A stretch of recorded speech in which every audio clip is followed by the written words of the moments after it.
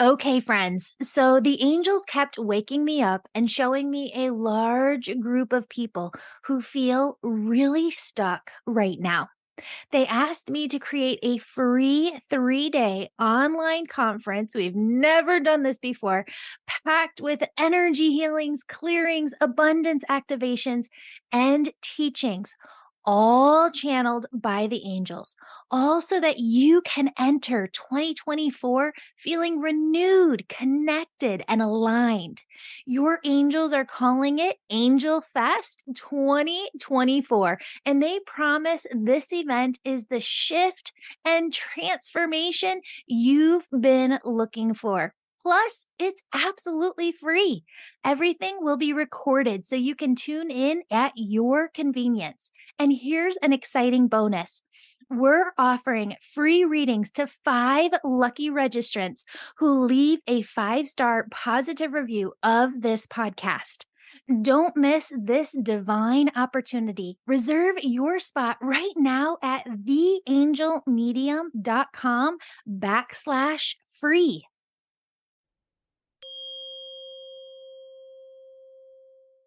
Hello, beautiful souls. Welcome back to the Angels and Awakening podcast. I'm your host and author, Julie Jancis. Friends, today we're doing something that we've never done before. So, about once or twice a week, I either get an email or a DM over at Angel Podcast, and somebody says, Julie, I should have booked a reading with you, but I didn't. And I had a reading that just did not resonate whatsoever. And I wanted to air this podcast episode because I found a tape of a reading that I had when I was about 25, 26 years old. And I remember going into this reading because I just desperately wanted to hear that I was going to fall in love one day and it was all going to be okay. And I was going to find my partner and have a family. Like that's where my head was at that age.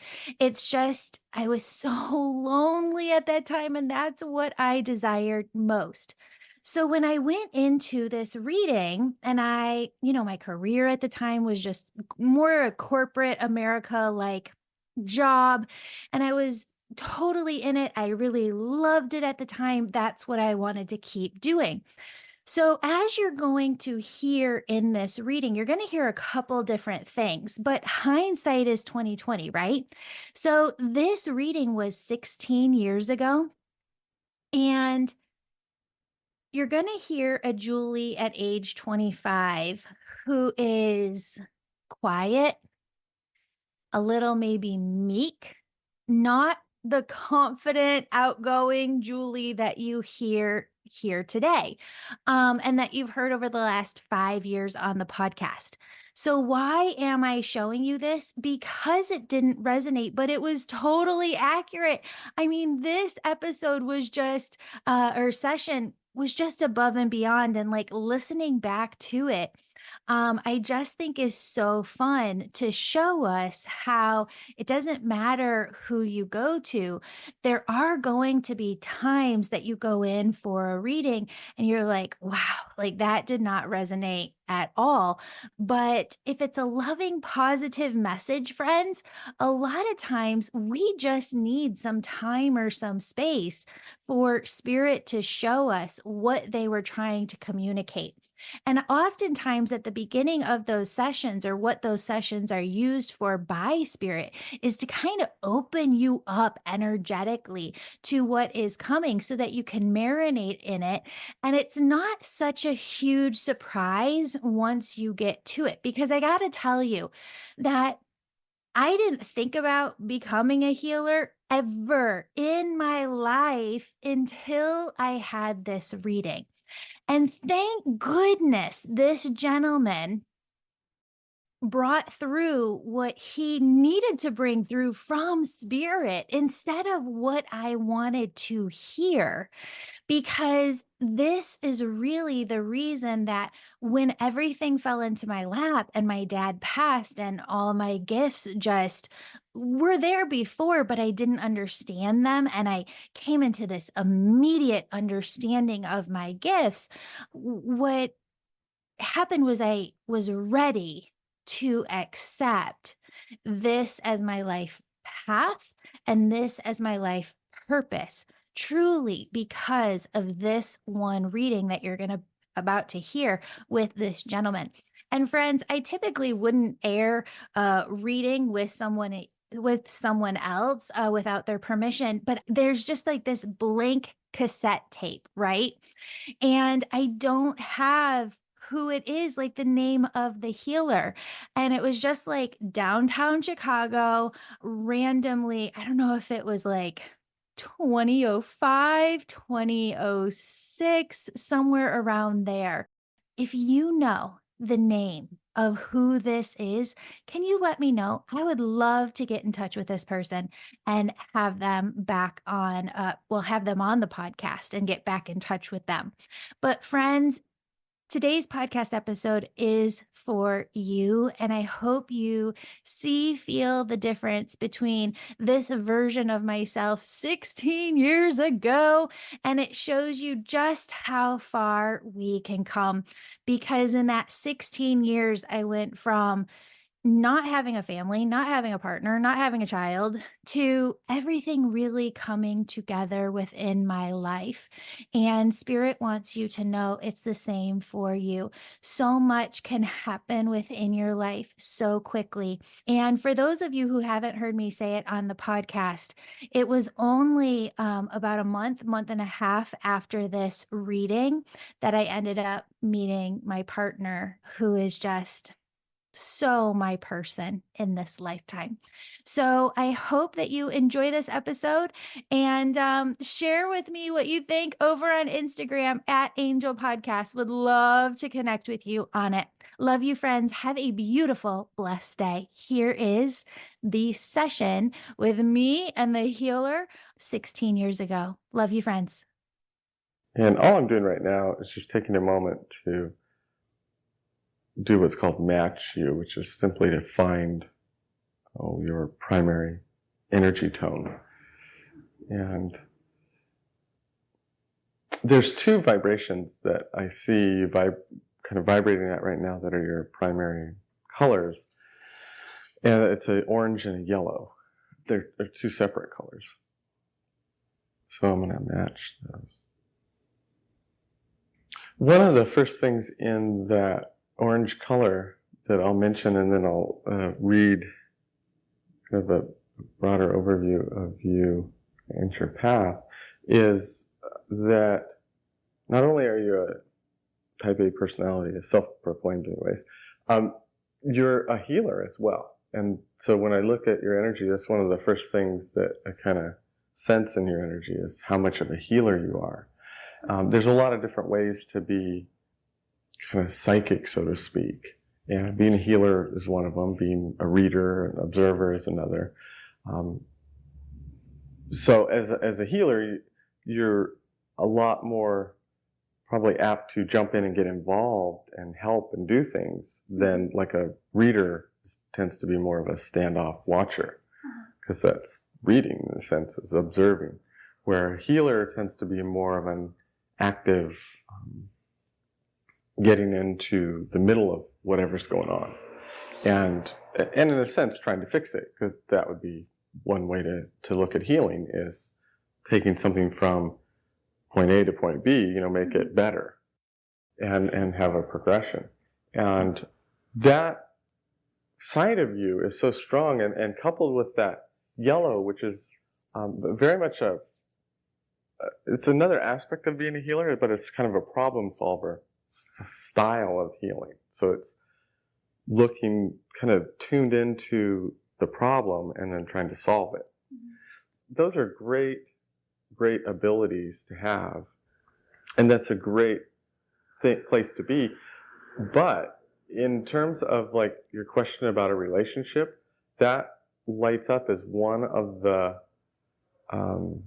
big energies that really affects you not even so much probably getting into a relationship, or I shouldn't say that, maybe committing to it longer term. I mean, dating's probably easy, but then to kind of find the right person that you can commit to, and then to sustain that, part of the difficulty with that has to do with being such a strong healer and problem solver, because there's always something wrong with it. You're always looking for what's wrong and trying to fix it in any situation. But in a relationship, in a real closed setting, that can be difficult, because from where you're working, you might be trying to fix and change things that the other person doesn't necessarily want healed, so it never changes. So it just can lead to frustration to both parties, because one feels like they're always wrong and they're always being problem solved on and fixed, and you feel like nothing's ever changing, and it's never going to work because it's never right. And both of those perceptions come from this, what otherwise is this tremendous ability that you could use in a job setting where you come in and really reorganize things and fix them and make them work right, to this type of setting where you actually counsel people and heal them.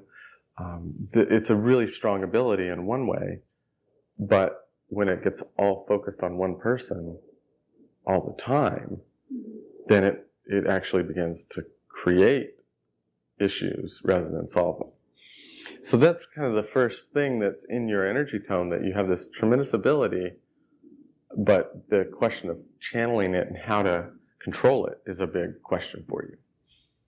Or at least finding an outlet for it so that you can use it, feel validated in your use of it, and you don't have to use it all the time in your relationship, basically. Yeah. That there's some other outlet, so there's a balance with that. So that's kind of, like I say, an overview of where your energy is. So I don't know that it has so much to do, there are probably some issues with your parents getting divorced and that question of, do I want to commit and get married and go through, that pain? But I don't think that's the primary issue.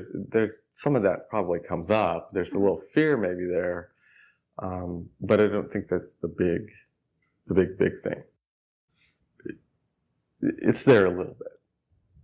I guess where it could become a little bit of a big thing for you is you do, in this nature of healing and being able to really problem solve very, very well, there's also very much an ideal image that you carry, or what in a psychic term, what we've termed a perfect picture. Mm-hmm. So you have this image of the ideal, and when you look in that image, when you look at, say, your parents' divorce, if that comes up as a memory or you're thinking about it, that might represent kind of ultimate failure of that ideal. And so that would probably be the one place, and it is really the one place where I see the most fear or resistance in you creating your own relationship, is that shattering of the ideal, that potential for that to happen reverberates back through you a little bit, causes you to hesitate in really kind of, in one way it's so much up in a thinking level that it causes you to get separate from your heart to know if it's really the right connection for you. So you overthink it in some ways, and you don't listen to your heart. New relationship. In relationships, yeah. And yes, in that question of, well, okay, do I, really, like, what do they call it? Make it that I'm going with this one person. So not just dating, checking out, like going out for an evening, going, well, would I or wouldn't I? It's that next step where this big question comes up of, is this the right one or not? You look to that ideal more than to your own heart. And in looking to your own heart, you would get a different answer, because it would be more about, is this the idealistic thing, but is this person in enough affinity with me, and am I in enough affinity with them to mutually build and create something with them? Because you have to be in that real strong affinity. So it's not that input isn't there, it's just this other ideal tends to, and the fear around it tends to override you listening to that true kind of affinity part of it. So you might actually run across someone that there's a tremendous affinity, and you'll know that to some extent, But then if you look through that ideal, there might be a few things that aren't quite right. And rather than, say, okay, well, these are topics to discuss, things to iron out before, we get married or something, but they shouldn't stop me at this point, but they do stop you. So anyway, there's, these two different forces going on in you, and the one that tends to win out isn't the one that's going to give you the answer of who's the person that I can really build something with, and have it be long term. Because it's never going to start out perfect. You have to work it out and create it as you go. And that only really works if there's a strong enough affinity and respect and caring underlying. Then the rest of it can all work out. Yeah. If that underlying thing is there.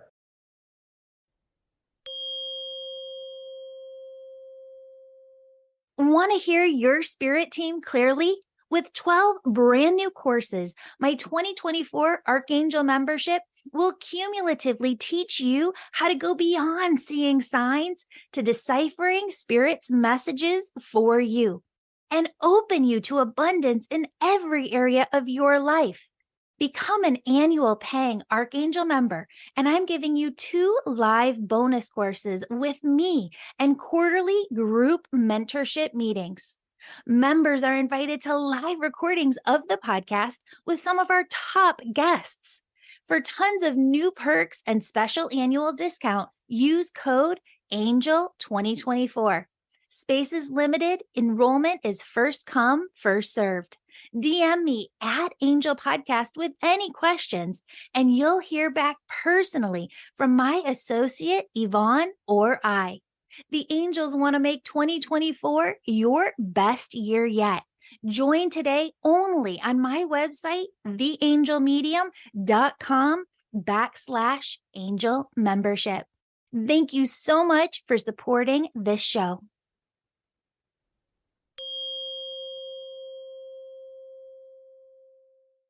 So, and if it's the opposite to where, it totally matches the ideal, but there's no affinity, that won't work, because that total ideal is actually not a truth. It's just a facade. And once you get in knee deep in it, then you realize, that was just the sales pitch. And and so here I am, and it's not what it was cracked up to be. And I don't even like them.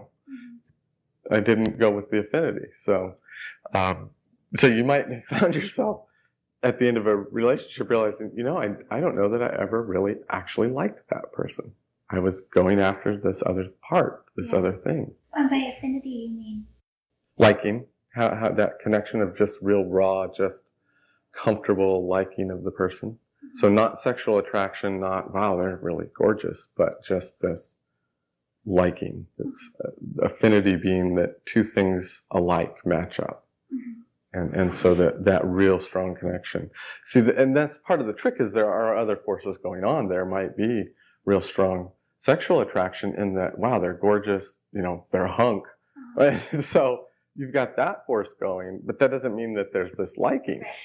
And then there might be, they match the ideal. It would be the perfect husband or the perfect father, or it's an idealized picture. But again, it doesn't mean that there's this just raw, wow, I just like that person however they look or do. So if they change, if they turn out not to be the ideal, or if they, stop working out and gain 50 pounds, I'll still just like them. Mm-hmm. And that's what's missing sometimes, because those other forces are kind of stronger and take over. Mm-hmm. Or you listen to them more or whatever.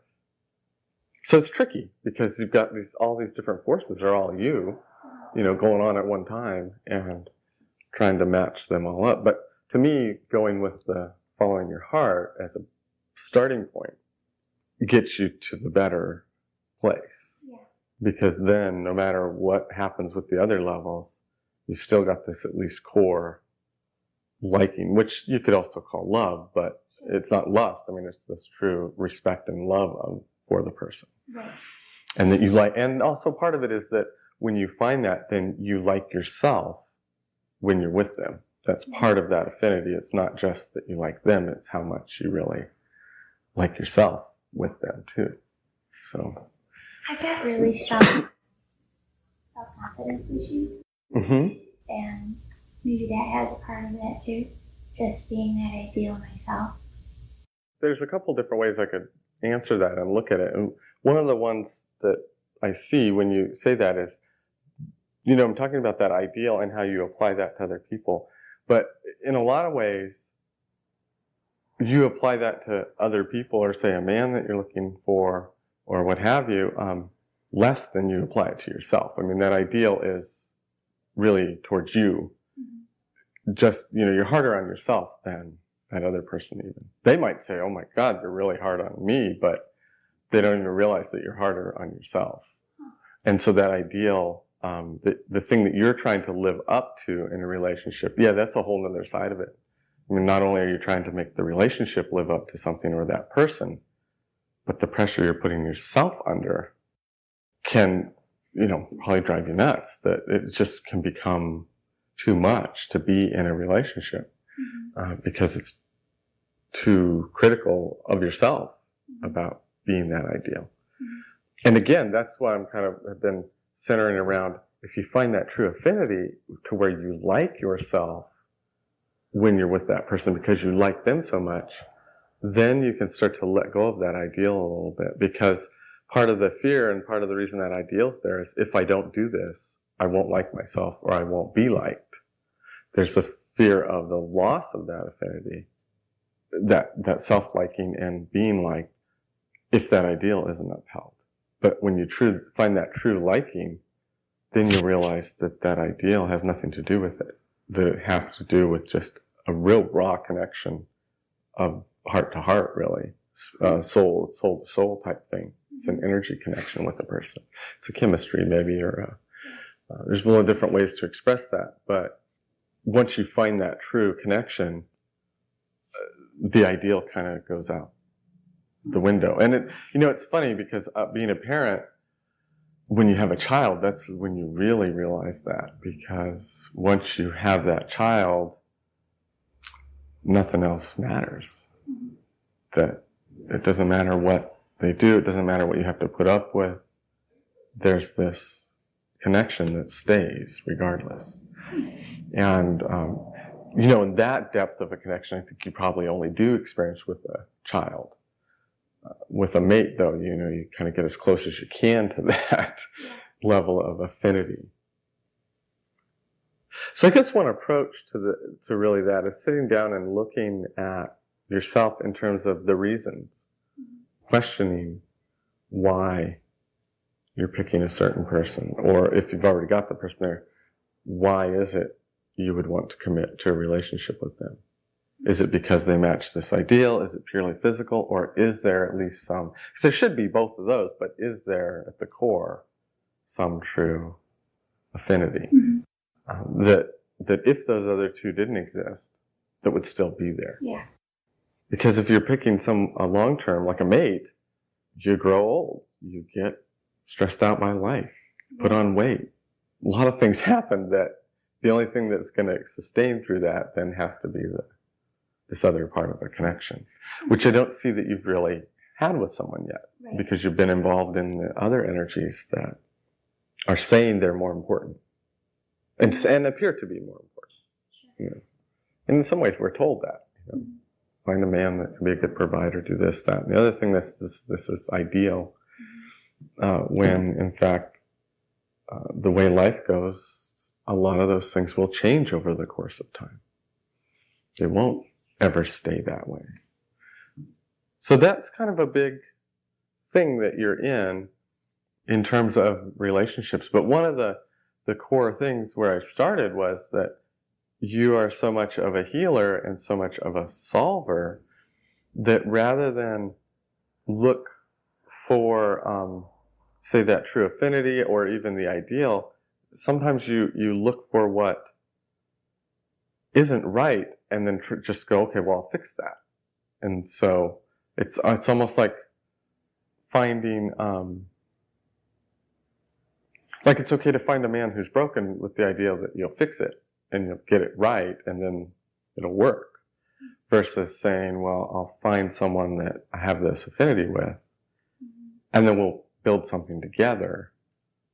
It's just a different energy approach, but that's kind of built into how you do other things too. I mean, a job, I mean, that would work in a job. It's, oh yeah, look, give me if you're in some type of management, oh yeah, give me a place that's broken and I'll fix it. I'll get it working. I'll get it making money. I'll get new employees that are excited. I'll do whatever. And that's great.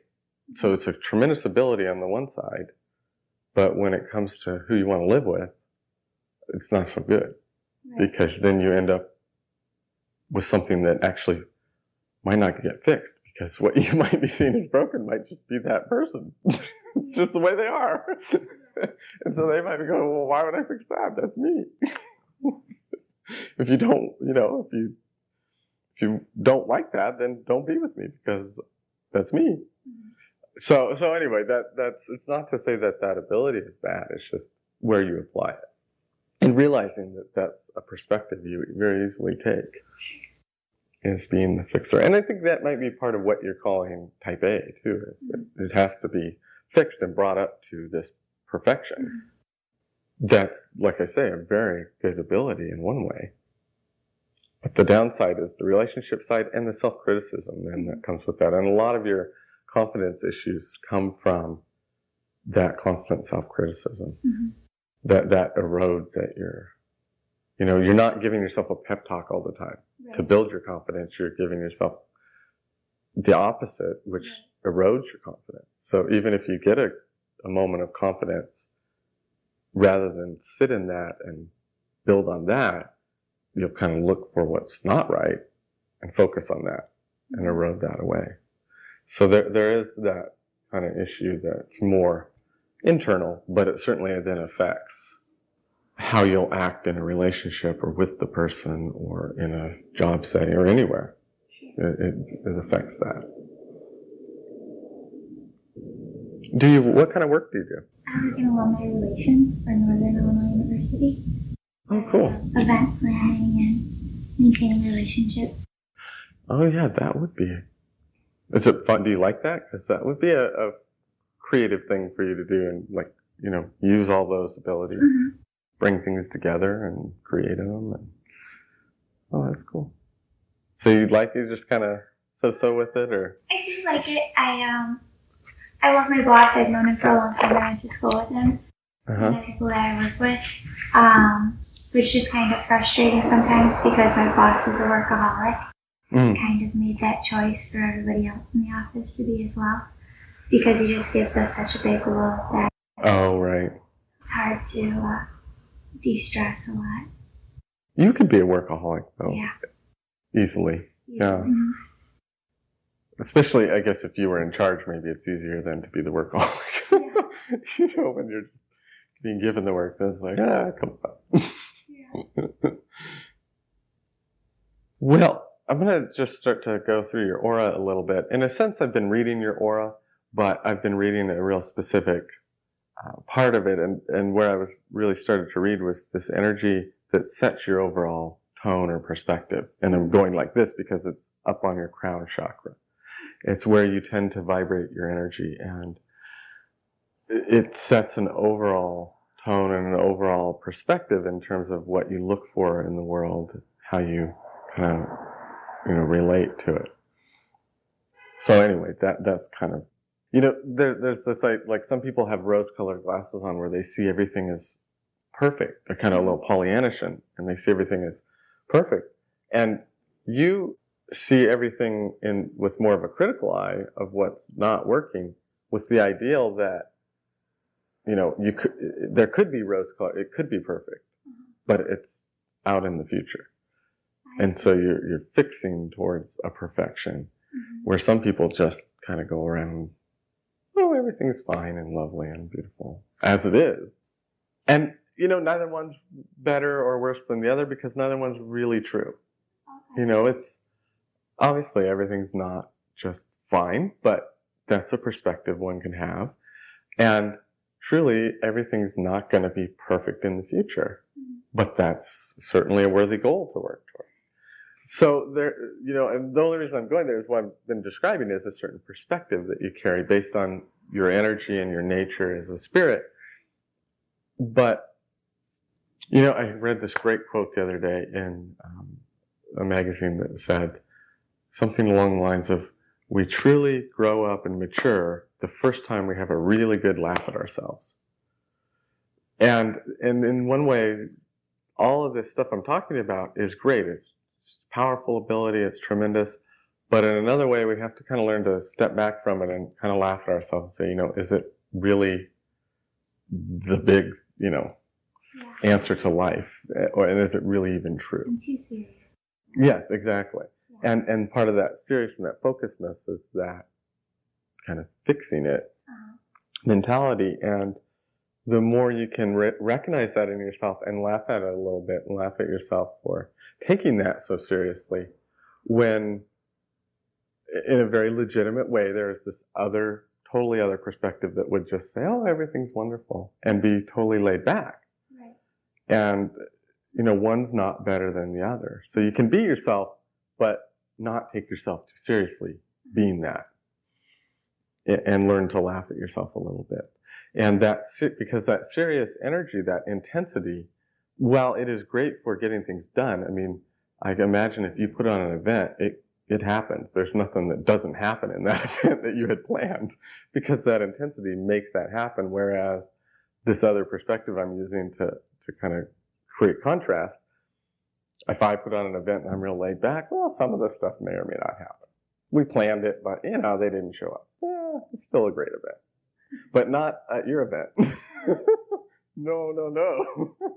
So that seriousness and that intensity works to make things happen, but it also stresses you tremendously. It's really self-destructive in many ways in terms of the self-criticism and self-pressure you put yourself under and the stress you create for yourself. Mm-hmm. So learning to kind of have that, but in an amused way, would really help you in terms of your own, mental, emotional, and physical health over time, because certainly stress is an intense thing that works against our physical health even.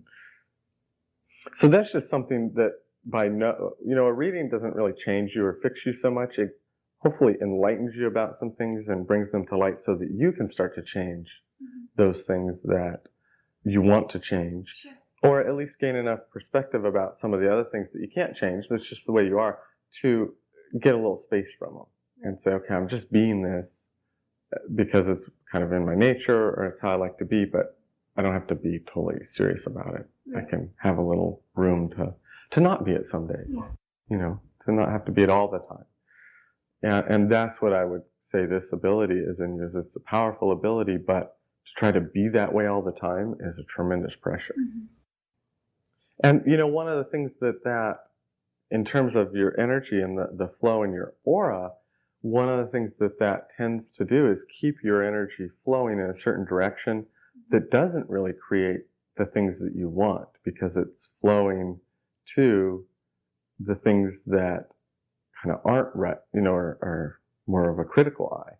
So a lot of your energy is caught up in fixing versus creating what you want. So it's kind of taking the car that's all banged up and going, okay, I'm going to repair this and Bondo it up and do whatever they do, because I'm not an auto person, do whatever they do to the cars, versus going, well, I'm just going to create a new one. So by shifting your energy to more just creating the new thing, then you start to bring new things into your life versus trying to always be fixing the old thing. And partly how you do that is just, it's awareness, and it's kind of a conscious choice. And in a lot of ways what it comes down to is asking yourself questions, kind of a different question perhaps. So one of the questions might be, if I have something broken, is, well, how do I fix it? What do I need to do to fix this? Versus, well, forget about that. What do I just want to create and have? And what's my ideal? Not from the perfect ideal, but just, what would I enjoy creating? And just start to focus your attention on that question. What do I want to create? So that it comes into my world that way. In other words, It's not something I'm going to have to fix. It's going to show up that way, whether it's a man or a job or whatever. It just shows up the way you want it. You create it versus looking for that thing that's close and we'll have to do a little work, but it's good enough. It's kind of a different take, which is, well, what's the thing that will just be what I want and create that? And like I said, the only way I know how to relate how to do that is asking the questions of yourself in a different way. It's kind of like changing that self-criticism. Well, the only way to really do that, it's not that you can stop that, it's that you have to start praising yourself and building yourself up and looking for the things that are going right and self-talking about that, because you can't just shut off that criticism. It's a process of changing over to positive, because shutting off that criticism would be akin to me saying, okay, well, why don't you shut your eyes right now and think of nothing? Stop all thoughts running through your head. Well, you can't. There's no way. So a lot of people get stuck on meditation because they think that's what they have to do, and it's like, no, you just have to change the thoughts to different thoughts. So if you imagine it like, a river of thoughts flowing, and one stream is criticism, but there's another stream over here, smaller, that is like self-love and validation. You have to kind of start to move over to the other stream, and you have to start to feed that one. And it is a process, but you can't just stop the other one. That's not going to happen. What'll happen is you'll try to stop it and it won't, and now you've got one more thing to criticize yourself about. You add to it, actually. And so that's another, just kind of talking to, how would you change that in yourself? Because that's there, and it creates stress for you and pressure, and certainly creates frustration in a relationship because you're down on yourself. And the only way to do it is to start to create what you do want. And so self-talking in a positive way would be the way to change that particular thing. Or consciously looking, when you find yourself looking at a situation and automatically going to what's wrong, step back from that and say, okay, well, what's right?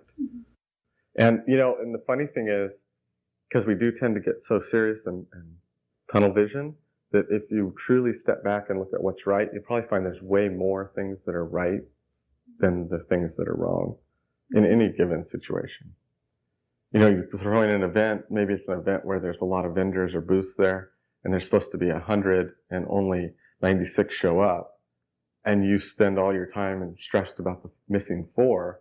Well, there's 96 that are there. That's a lot more than the 4 that aren't, and yet the 4 that aren't could ruin your experience or your perception of the success of the event, because you get stuck on it, and that's all you see. But if you step back and went, well, okay, what is right about this? Well, there's 96 things right and only 4 wrong. That's a pretty big percentage, pretty big difference. Yet you could get stuck on the 4 and focus on that and go, this thing was a whole bust. This was a bust. I failed. This was a failure. And really? There was 96 things that worked. Only 4 that failed. So that's kind of that difference, where by changing that perspective, you actually change the whole experience that you will have through the event, in this case event, and afterwards looking back, you change the whole evaluation. And that's a tough thing to do, but it certainly has its merits for doing it, because it will change your whole thing. And the same thing in a relationship.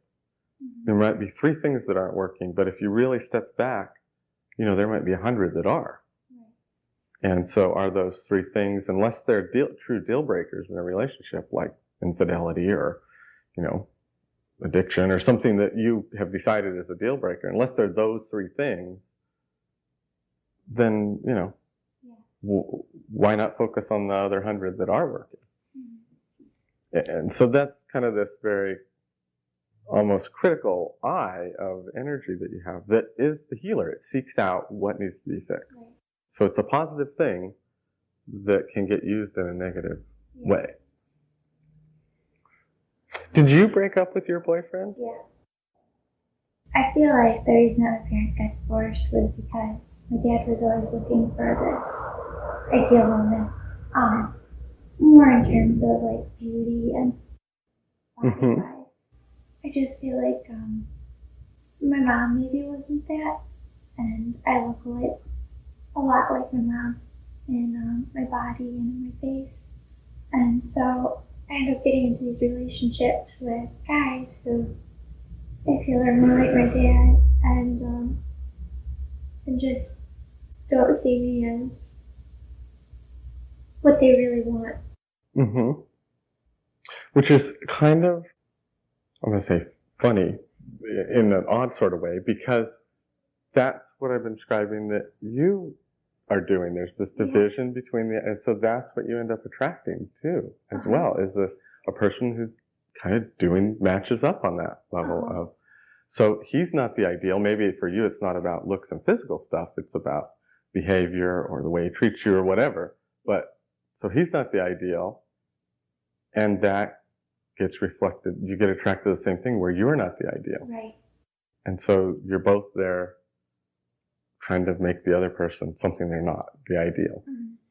And that is, that's just another reason why you would want to change that in yourself, because it's not an accident that you attract guys like that. It's because you have that same energy. That's the thing that you connect up on. That's true. And so in the beginning you connect up on that and it seems fine, but over time it becomes wearing to each other to be under that kind of energy or scrutiny or pressure all the time. And so once you change that in yourself, then you'll attract a person who doesn't have that in them either. And so they won't be coming from that perspective with you. And so, yeah, for guys, it's more about physical stuff. They're a little more surface. But it's the same principle of it has to do with this person isn't where they aren't the ideal, but maybe we can get them there. Yeah. And so. He told me that I wasn't as thin as he'd like me to be. Right. So there's always something you have to change, but that's happening the other way too. It's just for him, it's probably behavior, or it's probably attitude, or it's the way he talks to you, or so. It's not physical. So, you can be fat or whatever, but just don't talk to me that way, or don't act that way, or don't do this. And so it's really the same thing, actually. It's trying to change that other person. It's just different things that are important to men versus women. And the only way to not attract that is to not be that.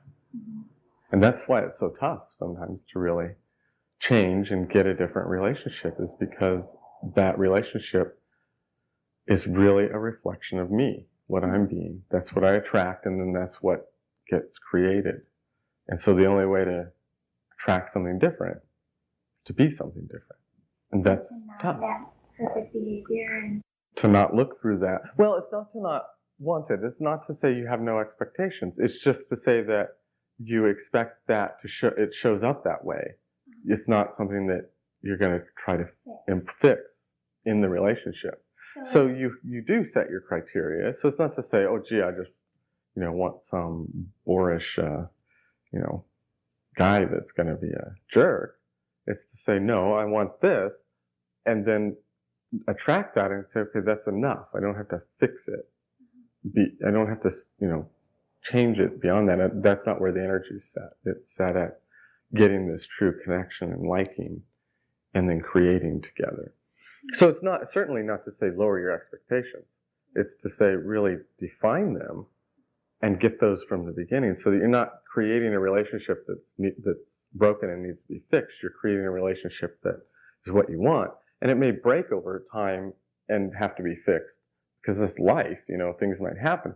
But that's different than starting out from broken, trying to get fixed, because you never get fixed. And he'll be trying to fix you at the same time and change you, and so then it's not going to work. I have trouble like asking myself questions. Sometimes people just seem to be able to analyze themselves very easily, and when I sit and try and think of how to fix things sometimes, or how to move myself myself so that I can attract the things that I want. Mm-hmm. I have trouble figuring out exactly what I want and just knowing what questions to ask myself. Well, there's a couple of things with that, and one I think has to do with that critical. So the type of questions you start to ask are kind of loaded. So rather than saying, well, what's the relationship I would love to have, you might ask yourself, why can't I get the right relationship? Which is basically insinuating, why am I so stupid that I can't create the right relationship? Well, you can't really answer that question because, well, actually you can. What happens is, yeah, your brain will answer it, but it will make up stuff that, leads down a road of criticism. So it's changing the question more to a positive in the beginning when you first ask them, because what will happen is you'll start to ask them in a negative way, and then you can't really stay with that in terms of getting to knowing what you want, because you aren't asking, what do I want? You're asking, why can't I do this? Or in a sense, what do I don't want? Versus stepping back and asking the other side, which is, what do I want? You might have to, it might not be something that you can sit down and self-reflect and just do it all in your head. You might have to be someone that writes it as well, the answers, because you need that thing to keep it connected and to make it real and to stay out of that negative. So, one thing you might do is sit down and write the questions first. So today, is the day that I'm going to spend an hour and just figure out what questions I want to ask myself. I'm not going to try and answer them. I'm not even going to evaluate them yet. I'm just going to write them out as they come to me. And then tomorrow, maybe I'll evaluate them and cut out the ones that are negative or seem unproductive. And then maybe the next day, I'll start to try to answer them. Because what happens once you ask them really is you immediately start to answer them on a subconscious level. So you'll start to get these insights. So by the third day, when you actually try to answer them, they'll already have been answered really in your subconscious part of you. So that's one way to do it. There's a lot of different ways, but it's really kind of breaking out of just it being in your head and turning into a self-flogging session of what you're doing wrong. You have to turn it around. So the other thing that would change that before you even ask any questions is to start trying to do more positive self-talk and go down that path a little bit. Then start to ask the questions, what do you want? Because it's really hard to know what you want when there's so much criticism going on that would say you can't have what you want, basically, or you're not worthy of it, or you're not. So it's hard to even really ask that question of what you want if it's going to get squelched right away. In fact, we're kind of afraid in many ways we won't ask it because I'm not going to destroy my hope, or my dream. And if I do bring that true question or that true relationship in when I'm not ready to have it, I'm going to end up destroying it. So I won't even let myself go there. I'll protect myself from that in a sense. So definitely, it is a difficult thing to do. You're right. Some people can do it easily enough. I don't even know if it's easy, but they probably had somewhere in their life something that kind of supported that process or taught them how to do it. And so if you don't have that, you kind of have to do it the long way. You have to maybe write it out. You have to put some true time and effort into it. Where others can be very self-reflective in an easy way. Meditation really is meant to help with that. It's meant to quiet us, get us out of all those other streams of thinking into kind of a neutral place of reflection, and then ask those questions. So that's another route too, is to practice some form of meditation so that you can get to a place to ask those questions, i.e. meditate on them. Yeah. And that's something that is taught here, a particular type of meditation. There's a lot out there. You have to kind of look for what you're drawn to in terms of the type of meditation. Because some are quieting oneself and quieting your mind. That might not work for you so well. That might be hard to do. This type is more visualization, so it's rechanneling your energy. It's not trying to quiet everything. It's redirecting it. But as I look through your energy and on the subject of relationships, really until you change that approach that you're coming from, I don't think you'll find a relationship where you don't feel criticized in it, where you don't feel under that pressure or scrutiny of that you're not being the ideal, that you should change. And so until you change that, even if you find the right guy for you, so to speak, it won't work for you, the relationship, because that will just, over time, destroy it. That constant kind of pressure will make you uncomfortable and not like it. So that's really the big issue. Well, you have a lot to give. You have a tremendous capacity to give, and that healer part of you. And so once that's taken out of criticism, that healer part of you is this really powerful force of creation and giving and growing and all these real positive things. So in a sense, it's almost like there's this, I see you, and there's this image of this man, like your soulmate. It's like he's waiting for you, energetically. It's like when you get your energy to that place, then there he is. He's kind of waiting for you. So I don't see it being this big, long search as much as being this inner growth that has to happen first. It's not like you have to search the four corners of the world to find this guy. It's that you have to go within and kind of change. But it's not to fix yourself, not to become the ideal, but change your energy so that you can match up with this guy that's already kind of right there. And I don't mean right there in that you already know him, but right there that there's this energy of this match in this guy. So it's not as far away as you think. Although, at least in terms of the guy part of it, so the kind of important other side of it, but it could, in terms of changing you're working on yourself, that could be, a real short amount of time. It could be a lifetime. It depends on you changing that part of yourself and committing to it. And it can be a moment, because all it really is making a decision. But usually it takes us a while to gather enough awareness and information about where I am to make that decision to change. So the actual change part is momentarily.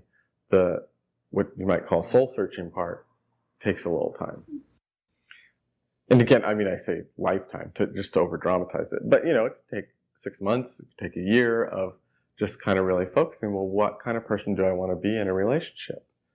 And what do I want to bring to the relationship? What do I want to give to a relationship? How do I want to, and then say, okay, now who do I want to be the person who can receive that from me, who can participate and play in that arena with me, or in that world, can be a part of this world of what I want. And just open yourself up to having that come in, and it'll be there, pretty easily, I think. But because I don't see you having any trouble attracting that, it's just that what you end up attracting isn't what you want. And so you'll be in it for a while and you go, well, I want this. Right. And so once you want to kind of figure all that other stuff out before you open yourself up to attracting, because if you open yourself up to attracting, you could go out and hook up with a guy today. You could meet someone and go start talking and go, wow, it's that easy for you. But it won't be the right one. Right. It'll just be another one of the same. Oh, but you do see like a soulmate image. Mm-hmm. Oh, most definitely. Yeah, and he's, the reason I say he's waiting is because he's kind of standing right there. And and when I say a soulmate, what I'm really looking at is that well, like the word defines, I guess, before you took the body, as souls, you were friends. You know, you knew each other. Said, let's go take some bodies and meet up. And, you know, that's easy in theory, but then when we get in the world, it gets messy and it's tougher to meet up than we might have thought. So he's right there, but, you know, he might as well be on the other side of the world and it's not to say it's all on your shoulders, because he's growing and changing too. So he's right there as a spirit, but he might be going through his own stuff to try to get to meet you. And so I'm not trying to make it like it's your fault that you aren't meeting up, because it's not. It's that both of you are trying to get to the place to meet up and connect and have that connection. You know, and it's not to say that that soulmate, that it's going to be a perfect life, because life is life. The same stuff that's making it hard for you to meet up is going to be challenges in life together that we all have. But that connection, that meeting up, is really going to, you know, resonate so deeply with the two of you that, I mean, you'll know that it's like, that's the connection. That's who you've been looking for. But you're still trying to get to that place to have that. In other words, you can meet up with him today and you go, I don't want that guy. Yeah. You know, he's not who I'm looking for. Because of these filters that I've been reading. You would look through those filters and you go, not him. And it could be him. But that's why you're working on clearing those filters, so that when you do meet him, you can actually recognize it. And he's doing the same thing. And I don't see it being as far away as it might appear to you in terms of finding that connection, that soulmate.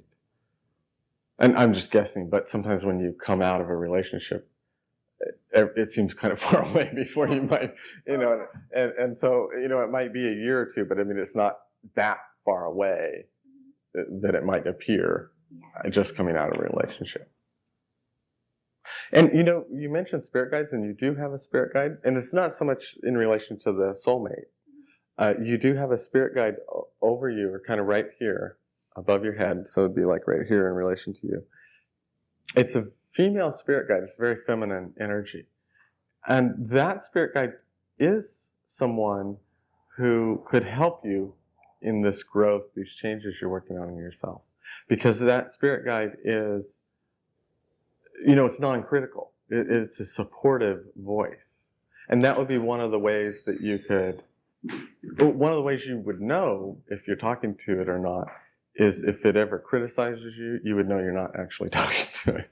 You're talking to either a part of yourself or some other thing. Because this is a very much a supportive vibration that, even in the midst of turmoil or failure, if you were to talk to this, it would be a soothing energy and voice that would say, you know, it's okay, Julie. You can get through this, and we'll do this, and, you know, do this, and it's going to work out. And it'd be just really supportive and soothing. And it's very, very feminine vibration. And that's something that and it's actually vibrates at, it would be like what I would call a healing guide in many ways. It's there to help heal. That's why it's so soothing. So it's not like a teacher guide might be a little more pushy of go, grow, do this, you know, more of a coach. This is more of a healer. So it's more of a soothing thing that you could use, call on, start to talk to, and foster that communication, and use that guide to heal yourself now. But ultimately, it could even be used to help heal others, because that guide, while connected to you by agreement and knowing of you, its desire for healing isn't limited to you. It extends to the world. So, you know, it has this much broader picture. So some guides do. This one looks like one that you've had this whole lifetime. So it looks like one that would stick around. Sometimes that changes. Sometimes you outgrow them. Sometimes there's a set thing that you know, you have them to help you achieve, and once you get it, they move on. This looks pretty strong though, like it's with you forever. Do they have a name? Yes, but that's something that really, if you start to talk to and work with guides, that's something for them to give you, so that it's within your connection with it. The name that I might identify with it would probably be different, just because of where I'm looking from, because it has to come through our own filters. So, even as a reader, I have those, and so I might say, "Well, who are you?" to that guide, and she might be a guide that maybe I knew her too in a past life, and so that name might pop up. But you definitely had some past lives with this guide. It's been with you. Actually, it looks like it's been with you as a guide before this lifetime even, which is why I'm suspecting it will stay with you throughout this lifetime, because it looks like it's been with you for a couple of lifetimes, helping you. So I have lived before. Mm-hmm. Most definitely. There's a couple of lifetimes that jump out where you've lived before, and one of them has a lot to do with water. There's just a lot of water images in it. And so probably you lived by water, or you were out on the water a lot. It's funny because I'm really afraid of it. Interesting. It's, and water, it's like the ocean. It gives me the sense of, like, I used to live in California and near the ocean, and it's like that, the air of it. So it's not so much water like swimming, but it's like that feel of being around the water and the water sustaining life. It's this whole energy of water in it. So yeah, it's not so much like swimming fear. It's the life-giving energy vibration, and the energy of the flow and the vibration of water is what's in there. So that's what's more about when I say water. It's not like, oh, you were a champion swimmer, or, you went abalone diving all the time or something. It's, you really were in that element in that lifetime. So if you think of the 4 or 5 elements, whatever it is, that water was that element for that lifetime. Everything was very flowing. Everything was, kind of that, like the ocean air, very kind of, I don't know, soft and revitalizing, and just this, it has that feel to it. And I would say in that lifetime, you were a healer, and that's part of the water vibration. There's a healing quality to that you drew on a lot in that lifetime. So you were a healer through that water element. You were more a healer of, you weren't like a doctor that fixed what was already wrong. You were more like a healer that helped things flow the right way. So like prevention, you were aware of prevention, like long before, it was in the doctor's ideas. So rather than be the fix it after the fact person, you were, here's how you live your life so that it flows correctly. So there's this real kind of, maybe even almost a Buddhist quality to it, although I don't see you being in that culture, in this particular life. You had some of what I would kind of draw from that mentality and that philosophy, this real flow and this real. So you were probably some pagan healer or something, like midwife, but it wasn't just the birth moment that you were concerned with. It was the flow of then that person's life. You really helped them with it throughout their life. So really a strong healer, which is interesting because it's a contrast to the type of healer you're being now, which is more the fix-it person. And yet in that other life, you were being the, everything's fine, it'll work out. Here's how you help make it flow in the way so that it can work out. So there's a different perspective. So that's partly why you're looking at this lifetime, is you're looking at you as a healer and the different ways that can be expressed, and you're really drawing on that lifetime to bring some of that, because being totally that way is out of balance, and being totally the fix-it way is out of balance. You're looking to balance those two. So you're more of a fire healer now, and you were a water healer then, and you're looking for the balance of those two, because they both have merits. And you have to use both to be the maximum, most effective healer, because you're going to get both types of situations that call for it. So that's why you're looking at that other type of being a healer in a different way, or where you were, that and very successful with it. But you couldn't you weren't the fire healer. You couldn't come in and take over a situation and change it. You had to start way before it happened and hope the force of the flow would get a person through it.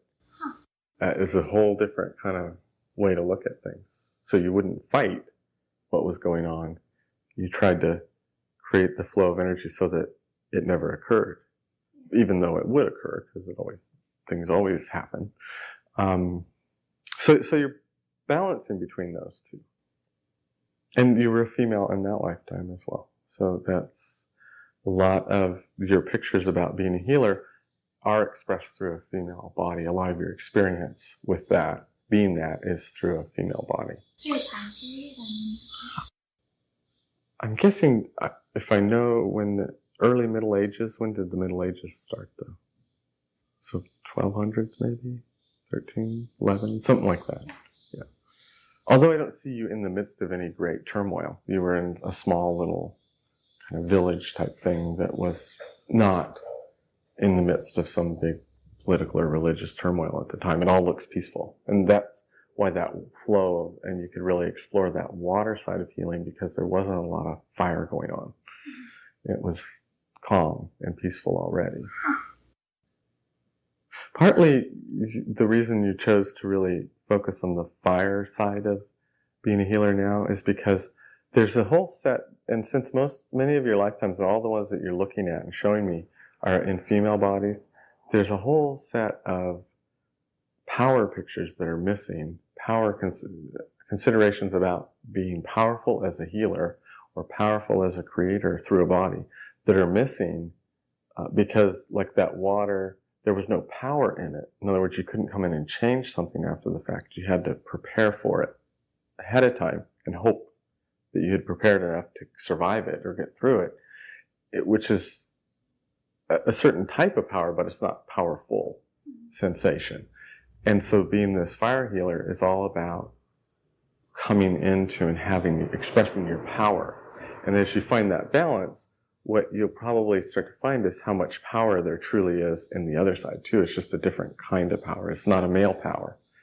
It's a very feminine, female power. And that fire healer that you're being now really reflects a lot of the qualities of what one might consider male power. So you can kind of overpower men energetically in the way you're being now. And when you find that mix for yourself, that blend of that feminine, your own feminine power, your own male power, then you'll have your true power because it'll be balanced. And that's going to be really strong. And, one of the probably most important applications of that will be if you decide to have children and raising children, to become from that balance of nurturing, healing power. To be, but be the nurturing side and the tough love side together. And that will be truly where you can express that balance of power. Right now you're still looking for that balance of power. Now you're more on the fire side where you're blowing people out with your power. Even strong men will tremble and whimper if you focus that power on them. It's very strong. Yeah, and that's great. I mean, you should have that. But you've got this other power that is equally strong, but soft, and you're looking to balance those. When I see visions of my future, I see being a writer. Mm-hmm. And, okay, this will be the last question. Go ahead. I don't know if you saw any. Not so much because I was really focused so much on that relationship issue and just your energy. You could most definitely be. Certainly that healer side of you, that fire side, and both of those have, and this guide actually too, all of them have something to communicate, something to share beyond yourself into the world. And certainly being a writer is an effective way to express that, to share that. I mean, there's other ways. You could go on a lecture circuit or whatever, but if you have that in you to write. If you like it writing, then that would be a great medium to do it.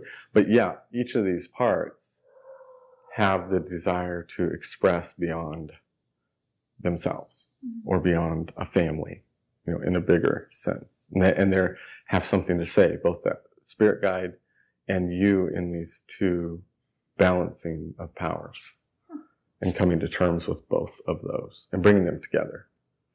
So there's this whole balance thing where you tend to be an all or nothing person, and you're that way as a spirit too. So you were all one way in this life, and there's a couple others, and then you're all this way in this one, and you're going, how do I blend all these? Because really life is about that blending, not one way or the other. I mean, when you look out at the world, you've got that blending and that diversity. It's not black and white. And the spirit guide has the power to bring it all together. The spirit guide doesn't have the power to do it. She's there to help you and support you in doing that, yes. Because she's a healer, and that she's real feminine but very strong. She already has that blended. She already has those answers. So that's why she's there to help you find them. Yeah, because when I look at her, it's like pure femininity, but I sure wouldn't want to cross her. In other words, she's got that power and that softness of nurturing. And so they're both together in her. Answered a lot. Yes, you're welcome. Friends, let's end today's episode with a prayer. Dear God, as we stand here at the threshold of a new year, we come to you humble in gratitude and hopeful in our hearts. We ask you to bless this world and every person in it with your endless love and abundance. We call upon your angels to extend their wings over every soul. May they touch every life, bringing healing where there is pain, strength where there is weakness, and infinite abundance in every area of every life. In this time of global reflection and anticipation, we pray earnestly for peace, peace within our own hearts, peace within our homes, peace across every land. Let hope rise and let love prevail, binding us in our shared humanity and interconnectedness. We ask for special care and protection for the children of our world. May they grow in a nurturing environment, shielded from harm and surrounded by care. Their laughter and their dreams are the seeds of a promising future, and we ask that each are blessed with every opportunity to thrive. God, guide us to be creators of our own harmonious world. Help us to become beacons of your energy and spread your love now and always. As we step into this next chapter of our lives, empower us to live in alignment with our soul, find joy in each moment, and embrace the beauty of life's journey. May we each walk in confidence and faith, knowing that with your divine guidance, anything is possible.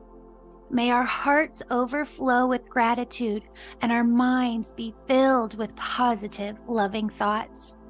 In this spirit of optimism and renewal, we step boldly into our future, ready to create, love, and thrive. In this we pray, amen. Friends, if you'd like to support this podcast, book a session with me or join my Angel Reiki School, where I'll help you develop all of your unique spiritual gifts and use them to serve. Visit theangelmedium.com or use the link in the show notes to book a discovery call with me personally. Thank you for being here. I love you.